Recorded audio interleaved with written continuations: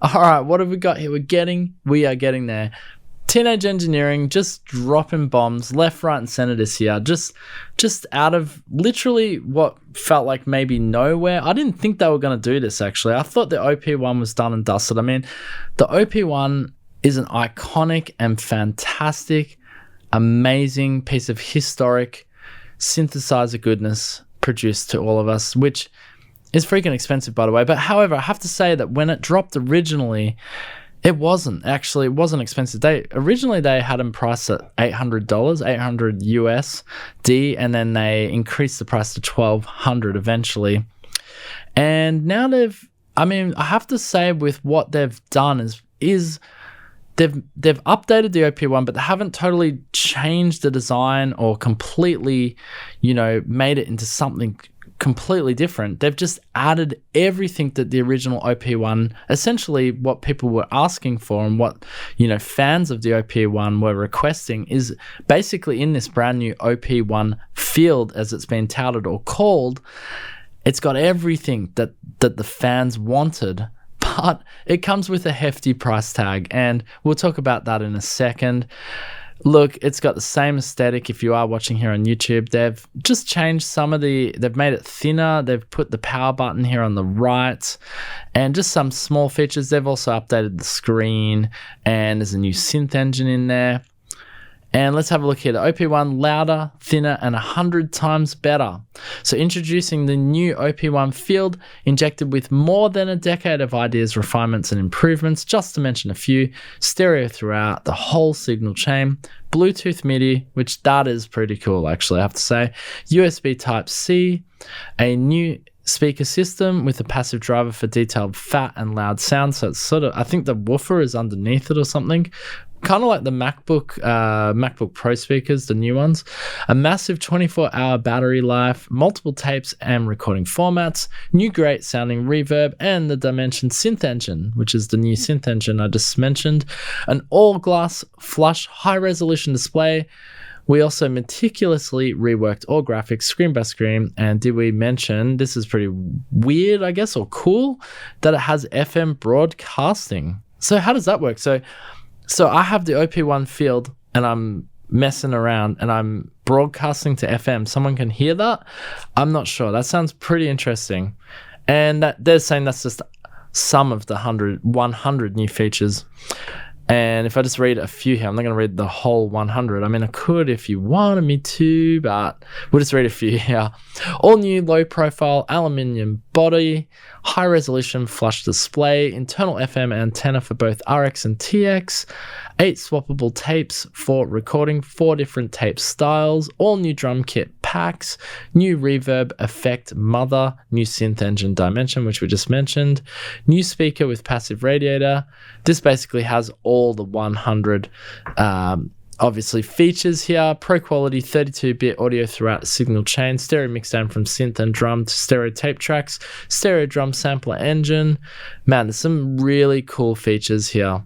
High resolution accelerometer. I don't know why I can't speak, butchering that. Improved averaging for a more reliable tap tempo, improved equalizer with high resolution and smoother interpolation. Oh man, there's just a bunch of new features.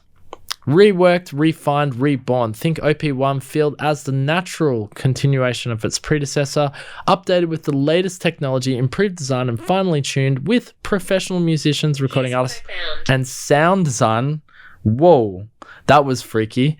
I just had an interruption here from Siri. Updated with the latest technology, improved design, and finely tuned with professional musicians, recording artists, and sound designers in mind. High quality in all aspects, from its circuitry to connectivity and flexibility. It's tailor-made for professionals in the field. And we can see here it's got the new stereo sample engine, just one of the features that takes the OP-1 field to a high level with increased sampling, time up to 20 seconds, and dual layer mode for instant mixing of the A and B channels or via assigned LFOs. You get Porta 4 track, you got different tape machines now. I mean, it looks pretty much the same, just except around the corners here.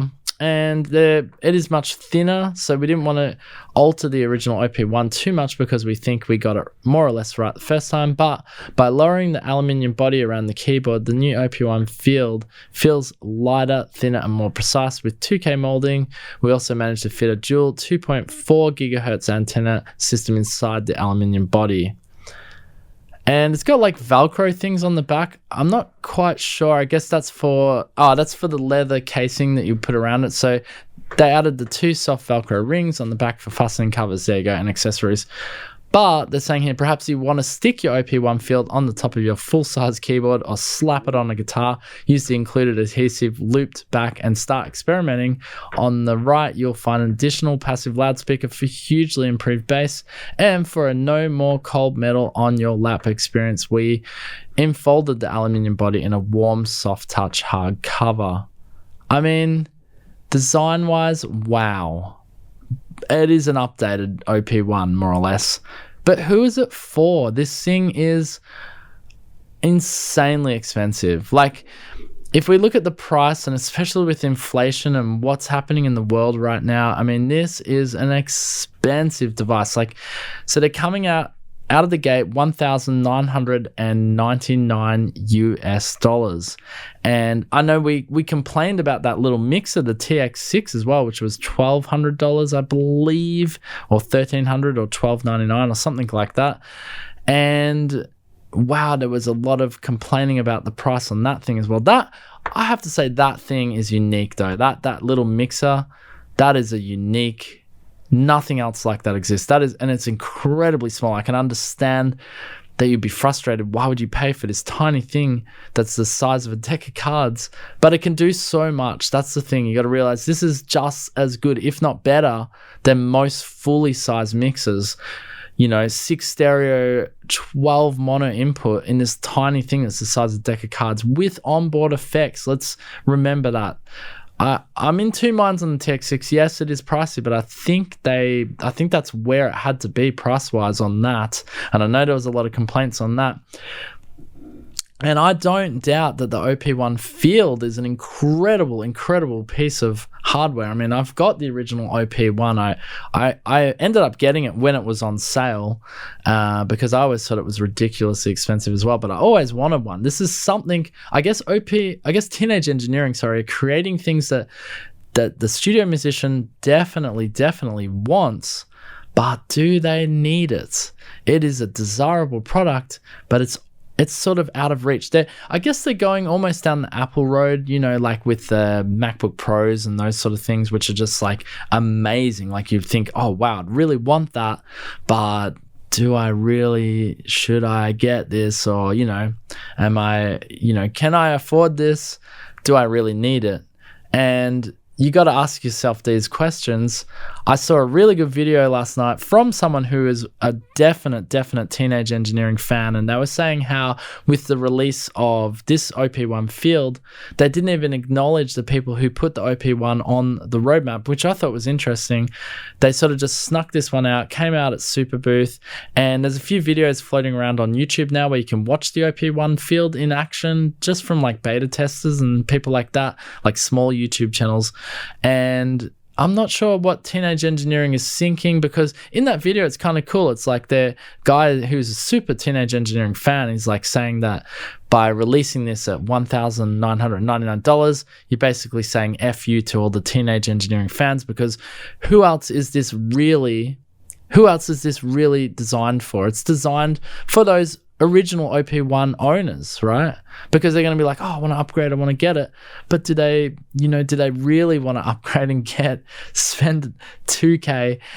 And when you put that into Australian dollars, it's ludicrous. It's like, it's as much as that Juno X, and I just couldn't justify this thing at the moment. I think it looks great, but I'm happy. I've already got an OP-1 and I love my original OP-1. It is a classic. The OP-1 field is a step up in terms of an upgrade with all of its brand new features, having on Bluetooth and USB-C and so forth. But where do you guys stand? I'm interested.